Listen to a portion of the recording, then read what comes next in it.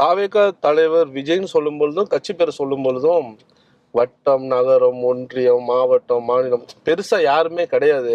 இவர் மற்ற பாலிடிக்ஸ் மாதிரியே பண்ணவே கிடையாது. சூப்பர், கெத்து, மாஸ், பிளாஸ்ட் இந்த மாதிரி வேர்ட்ஸ் வச்சுதான் அவர் பாலிடிக்ஸ் பண்றதா சொன்னாங்க. ஆல்மோஸ்ட் ஆப்போசிட் பார்ட்டி சொன்னதுக்கு பல கேள்விகளுக்கு நீங்க பதிலளிச்சு முடிச்சிட்டீங்க. நான் கேட்குற ஒரு கேள்வி என்னன்னா, திமுக, அதிமுக இதை தாண்டி பாஜக, காங்கிரஸ் ஒரு விதத்துல ஒரு கூட்டணியா வச்சுட்டா ஒரு வேட்பாளர் அனௌன்ஸ் பண்ணா அங்க உள்ள மக்களுக்கு ஒரு பரிச்சயமா இருக்கும். பிகாஸ் அவர் மாவட்ட செயலாளராக இருப்பாரு, ஒன்றிய செயலாளராக இருப்பாரு, அந்த மக்கள் கூட டிராவல் பண்ணுவாரு, ஏதோ சின்ன ப்ரொட்டஸ்டோ ஏதோ பண்ணியிருப்பாரு.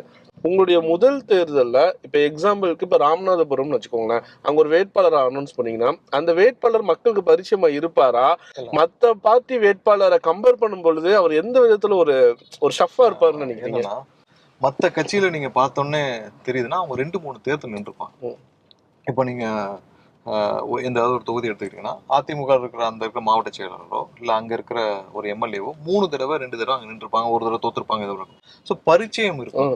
எப்பயுமே ஒரு புது கட்சி ஒரு தேர்தலை முடிச்சாதான் பரிச்சயம் ஆகும். இப்போ நிறைய இடத்துல எங்களுடைய மாவட்ட செயலாளர் நல்லா பரிச்சயம் ஆயிட்டாங்க. எங்களுக்கு ஒன்றியம், நகரம், பகுதி, கிளை 24,000 கிளையும் ப்ராப்பரா போட்டு முடிச்சாச்சு. ஸோ தேர்தல் பணியின் போதுதான் இப்போ தேர்தல் வந்தப்பதான் ஒரு வேட்பாளருடைய போட்டோவை போட்டு நீங்க எல்லா இடத்துலயும் போஸ்டர் பண்ணி ஒவ்வொரு இடத்துலயும் வீட்டுல போய் டோர் கேன்வாஸ் பண்ணி ப்ரமோஷன் பண்ண வேண்டியிருக்கும். ஸோ அது வரைக்கும் நீங்க அந்த தனிப்பட்ட ஒரு நபர் அப்ப அந்த தொகுதியில ஒரு கேண்டிடேட் ஆன பிறகுதான் அவருக்கான பிரபலியம் அந்த மக்கள்கிட்ட கிடைக்கும். ஸோ அதனால நீங்க அதை இது ஒரு பெர்செப்ஷனா இருக்கு. ஐயோ இங்க யாருமே தெரியலன்னு தெரியாது. ஏன்னா இப்பதான் புது கட்சி. அதிமுகவில் இருக்கக்கூடிய பலரும் சொல்றாங்க இந்த கூட்டம் எல்லாம் வாக்கா மாறாது.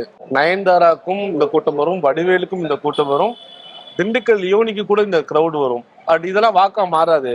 இதெல்லாம் வாக்கா மாறி இருந்தாலே பலரும் பல வருஷமா நேரம் முதல்வராக இருக்கலாம்ல. அதே மாதிரிதான் இதுவும் சொல்றாங்க. உண்மையா? எல்லாத்துக்கும் ஒரு சூழ்நிலை இருக்கு.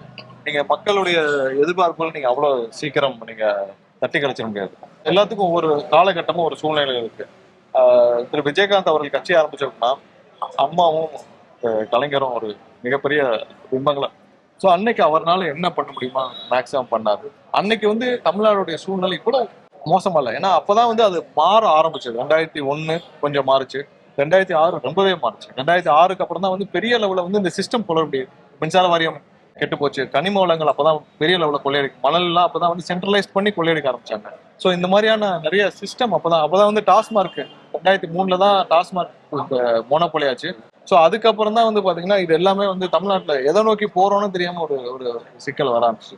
ஸோ இந்த சூழ்நிலையில இன்னைக்கு பாத்தீங்கன்னா இது எல்லாமே ஒரு இடத்துல சேச்சுரேட் ஆகுது. யாராவது ஒருத்தர் மக்களுக்கு எனக்கு பொதுவா இருக்கிற எண்ணம் என்னன்னா, நீங்க அவரை ஒரு நடிகரால நான் பாக்குற மாதிரி தெரியல. அவர் அவருடைய அண்ணனை பாக்குறாங்க. ஒரு அம்மாலாம் சொன்னாங்கன்னா போற வழியில, மதுரைக்கு போற வழியில டீ சாப்பிட்டு அந்த அம்மா வந்தாங்க. பக்கத்துல அழுதுட்டாங்க. என்னங்கம்மா, எனக்கு ஒரு பதட்டம் மாதிரி, என்னம்மான்னு கேட்டேன். இல்ல அண்ணனை பத்திரமா பாத்துக்கோங்க அப்படின்னா. எங்களுக்கு என்னன்னா அவர்களுக்கு எல்லாருக்கும் நமக்காக வந்திருக்கிறார், நமக்காக ஏதோ செஞ்சு வந்திருக்காரு. இங்க இருக்கிற இவர்கள், இந்த இருக்கிற அரசியல்வாதிகளால அவருக்கு கடுமையான நெருக்கடி இருக்கும். அவருக்கு இன்னைக்கு ரொம்ப கஷ்டங்களை கொடுக்குறாங்க. அவரை பாதுகாக்க வேண்டிய கட்டாயம் நம்ம எல்லாருக்கும் இருக்கின்ற ஒரு உணர்வு. அன்னைக்கு அந்த அம்மா பார்த்துன்னு எனக்கு ஒரு வருஷத்துக்கு என்ன அழுதுட்டே வராங்களே எனக்கு ஒன்றும் புரியல. அவர் இதே மாதிரியான சூழ்நிலை எனக்கு ஒரு 7-8 பேராவது போன்ல பேசுறோம். எனக்கு திடீர்னு யாராவது ரேண்டமா கால் வரும்.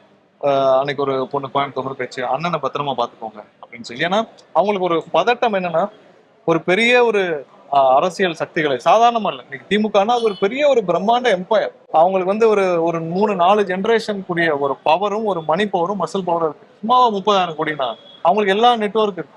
இதெல்லாம் எதிர்த்து நிக்கிறாருன்னா சும்மா அவருடைய தனிப்பட்ட விஷயங்களுக்காக, தனிப்பட்ட ஆசைகளுக்காக நமக்காக நிக்கிறான்றத மக்கள் ஏத்துக்கிட்டாங்க. நீங்க இதுல வேற யாரு கூடயும் கம்பேர் பண்றது, அவங்க வேற வழி இல்லாம கம்பேர் பண்றாங்க. அதுக்கு இதுக்கும் நிறைய வித்தியாசம் இருக்கு.